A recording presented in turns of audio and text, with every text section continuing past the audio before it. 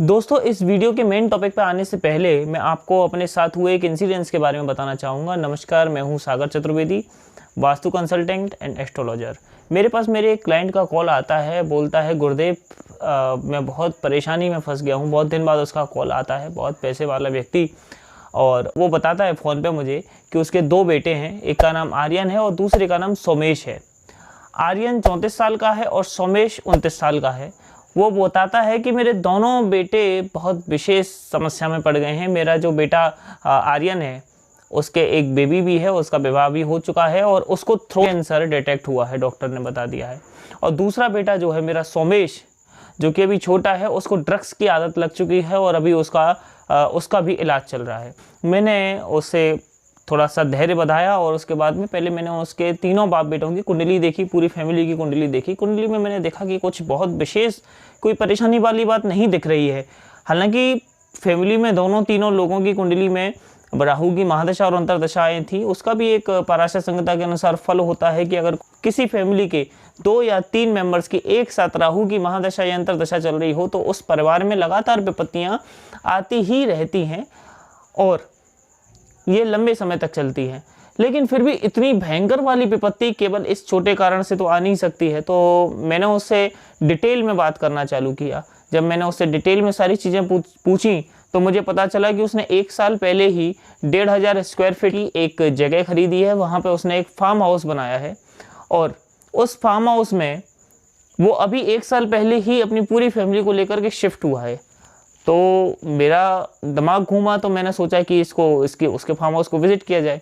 तो मैंने जब उसके फार्म हाउस को विज़िट किया तो मैंने देखा कि वो जो भूमि है जहाँ पे वो रह रहा है, अभी अपनी फैमिली को लेकर के शिफ्ट हुआ है, वो शूद्रा भूमि है। शूद्रा भूमि पे रह रहा है। ये कारण पर्याप्त था मुझे सारी बातें समझने के लिए, क्योंकि उसके जो एक बेटे को कैंसर हुआ था वो भी बुरी आदतों की वजह से हुआ था और दूसरा बेटा तो अभी भी उसी स्थिति में था। तो जब मुझे ये बात पता चला तो फिर मैंने उसका जो ट्रीटमेंट मैं कर सकता था, सबसे पहले उसे वहाँ से शिफ्ट किया। जो मैं कर सकता था वो मैं किया। अब ये चीज़ मैंने आपको क्यों बताई है ये मैं आपको बता देता हूँ। ये है आज का टॉपिक। दोस्तों, मैं आपको जगह खरीदने से पहले, अगर आप कोई भूमि खरीदना चाहते हैं, प्लॉट खरीदना चाहते हैं, घर खरीदना चाहते हैं, तो उस भूमि की परीक्षा कर लें। भूमि की परीक्षा किए बिना अगर वो भूमि फ्री में भी मिल रही है तो अपने व्यक्तिगत रहने के लिए उस भूमि को कदापि मत लीजिएगा, वरना ये आपके लिए फ़ायदेमंद से ज़्यादा नुकसानदायक हो जाएगी। अब मैं बता देता हूँ कि भूमि कितने प्रकार की होती है और भूमि की परीक्षा कैसे करनी चाहिए। दोस्तों, भूमि 4 प्रकार की होती है: ब्राह्मण, क्षत्रिय, वैश्य और शूद्र, हमारी तरह। ब्राह्मण भूमि की लक्षण क्या होते हैं?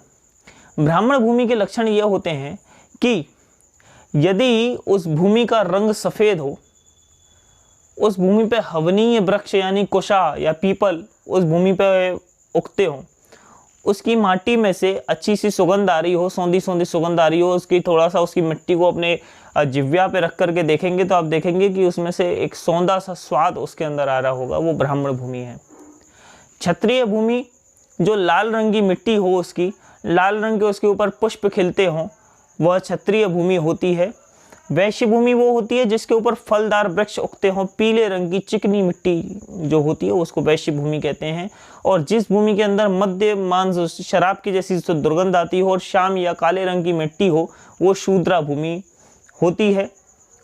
ये हो गए चारों भूमियों के लक्षण। अब इनके फल बता देता हूँ मैं आपको। ब्राह्मण भूमि पर जो भी जन्म लेता है उसके अंदर जन्म से ही सात्विक संस्कार पाए जाते हैं। ब्राह्मण भूमि में रहने वाले व्यक्ति का साथ कभी भी लक्ष्मी छोड़ करके नहीं जाती। वो गरीबी की अवस्था में भी अगर है तो उस घर में शिफ्ट हो जाने के बाद में उसके दिन जरूर बदल जाएंगे। इतनी विशेष महत्वता, आध्यात्मिकता पूरे घर में व्याप्त रहती है। ऐसी ब्राह्मण सबसे श्रेष्ठ भूमि होती है, ब्राह्मण वर्ण की भूमि। इसके बाद क्षत्रिय भूमि जो है वो प्रजा सुख देने वाली है। क्षत्रिय भूमि में जो भी मकान लेता है, ज़्यादातर नेताओं को या पॉलिटिकल मैटर्स में जो दखलंदाजी जिनकी रहती है उनको क्षत्रिय भूमि में लेना चाहिए। ऐसी भूमि पर रहने वालों को प्रजा सुख बहुत विशेष प्राप्त होता है, संतान आदि बहुत उत्तम उसको प्राप्त होती है। वैश्य भूमि धन धान्य समृद्धि देने वाली होती है। वैश्य भूमि पे आप चले, हमारे भारत में ज़्यादातर पाई भी वैश्य भूमि ही जाती है। चिकनी माटी की, पीली चिकनी माटी ज़्यादातर हमारे भारतवर्ष में है। तो वैश्य भूमि बहुत विशेष हमारे भारत में पाई जाती है, ये भी बहुत शुभ होती है। इसमें से सबसे ज़्यादा निंदित अगर कोई भूमि है तो वो शूद्रा भूमि है। ये शूद्रा भूमि हमें तरह तरह के कलेश झंझटों में फंसाने वाली है। इसके विशेष चीज़, इसका जो फल है वो तो मैं आपको वीडियो की शुरुआत में ही बता चुका हूँ, मेरे क्लाइंट का क्या हल हुआ, तो मुझे ज़्यादा बताने की ज़रूरत नहीं है। तरह तरह के कलेशों में ये भूमि हमें फंसा देती है। तो इस प्रकार की शूद्रा भूमि में गलती से भी अपना घर न लें। ये थे चारों वर्ण की भूमि।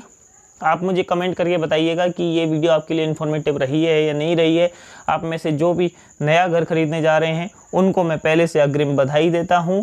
और एक और नसीहत देना चाहूँगा, लाखों रुपए इंटीरियर डेकोरेटर को देने के से भी ज़्यादा अच्छा है। और एक नसीहत देना चाहूँगा, लाखों रुपए आप इंटीरियर डेकोरेटर्स को या इंजीनियर्स को देंगे, कुछ रुपए किसी योग्य ब्राह्मण को दे करके उस भूमि की परीक्षा जरूर करवा लीजिएगा, वरना आपने जितने भी लाखों रुपए उसमें खर्च किए हैं वो सब शून्य भी हो सकते हैं अगर उस भूमि के भीतर कमी है। जय श्री कृष्ण।